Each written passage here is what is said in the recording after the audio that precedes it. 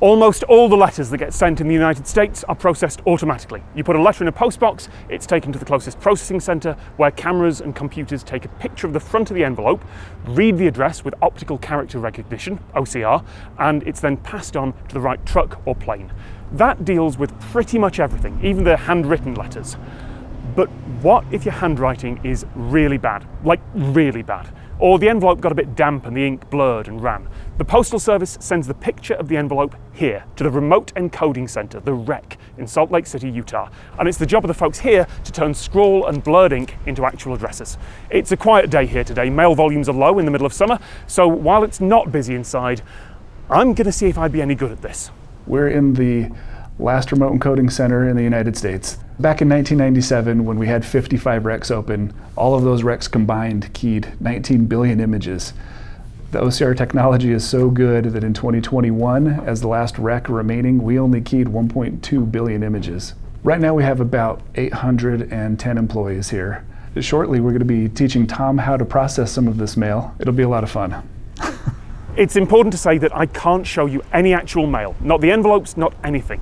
If any appears in the background on a screen, it'll be blurred out. That's all considered strictly private. And besides, I'm not going to flash random people's addresses on the screen of a YouTube video, particularly when they'll usually be written in distinctive handwriting. You can probably work out how that could go wrong. But there is a stack of demonstration mail, envelopes and addresses used for training, and that's what I'm going to be tested on. If you drop off a piece of mail, it makes it to the local processing plant. If the machine can't read your handwriting, one of the keyers here will type in the missing information and the information goes right back to the plant, stays within automation, which is a whole lot cheaper than having somebody physically sort that piece by hand. All right, Okay. what do I need to do? You'll be putting your last name and first initial into that. Yeah, I looked at the keyboard to look for the numbers and realised that this is That is not a standard keyboard. That is not a standard keyboard. Other than the QWERTY letters and the numpad, everything is different. Okay. To make everything faster for us, they did some weird things with the keyboards that they've provided us. The home row, A, S, D, F, those also work as your numbers. You can't reach up to the top of the keyboard to hit 1, 2, 3. How to key the outward portion of a mail piece image. We're calling outward the city and the state. City and the state, okay. Siemens came up with this in the 90s. So they decided C coding is going to mean zip code. Outward is going to mean city and state. Okay. Inward is going to mean the street address. And that's now the language that you use because that's what they decided. To make it faster to key these letters, our keying is a small extract of what's on the letter and then it compares it to the known good addresses in the database. Every known good address in America is sitting on our servers in the back. If it's good, the piece just goes away and you're done.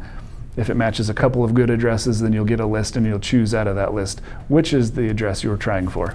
It makes it a whole lot faster than typing out the entire thing. Key in the first 3 characters of the first word in the city name. Okay, first character of the second word, 2-character state or territory abbreviation. It's the 3+1 rule. It's the same for the street addresses. Okay, press the go key when ready. Go. So that is LETMS. Oh, the 3+1 rule. If there's not 3 characters, you got to do a space. In. Ah, okay. You got to clear it out with the enter key. So that is LE space TMS. CS key. CS. Oh, city state. Got it. Okay. Some pieces are buffered and some pieces are live. That live mail will be sitting on a conveyor belt going around the machine. Those flats in those packages, if we don't key them in 90 seconds and get the information back to that machine, it dumps it off into a reject bin and somebody has to hand sort that. So for the letters, they run them through the machine one time, they store them off to the side. A few hours later, they put them in the machine the second time, anticipating that we've processed everything that was missing. Oh! I'm guessing that's like Dixon Hill or something like that. I can't tell if that's DIC or DX. Ox Hill. And I see it's it as Ox Hill. Yes. Okay. Okay. Oh! Remember, these are the easiest ones to read on the test. Yeah, so I realized that. Get ready. Every year we have fewer and fewer pieces. We've got fewer people handwriting mail, and we have OCR technology that's really good. I'll bet we went from somewhere in the neighborhood of less than half of the mail being read by a computer in the 90s to nearly 99% of letters being read today. The OCRs that are reading the letter mail, I think it's close to 99%. Yeah. So we get the 1% of the junk and we improve about half of that 1%. Right. The job here maybe getting harder because pieces are harder to read. Because if the computer is so good and can't read it, it's a lot more likely it's not a good piece of mail to begin with. The address was destroyed somehow, or the customer had bad information for the address. So they've put Fort Lauderdale as an abbreviation, so I would put FT no matter what, not FO. Correct. I don't autocorrect that. Do it how the customer did it.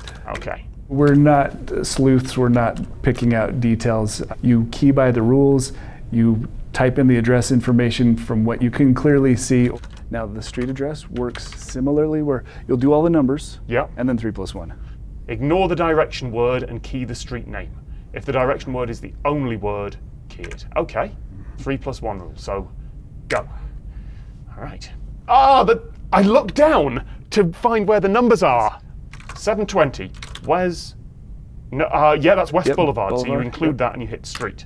Yes. 400 Little Way Street. We have internet service from 3 different providers.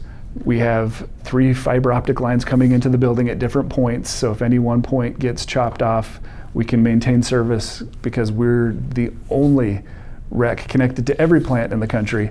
Over 300 processing plants, including Guam and Anchorage, Alaska, and Juneau, Alaska, and San Juan, Puerto Rico.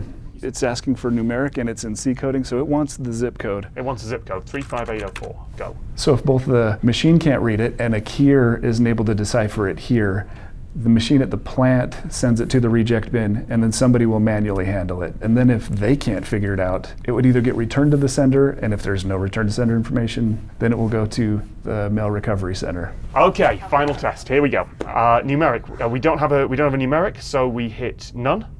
Correct. Then it's outward, which is MOK space HICS 2545 HEAD Street. Nice. Okay.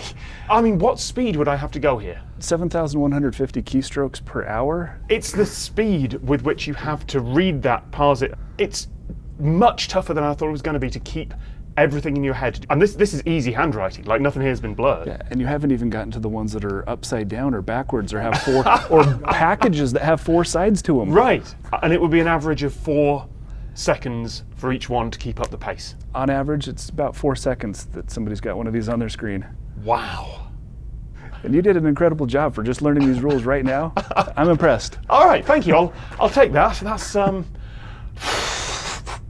Thank you so much.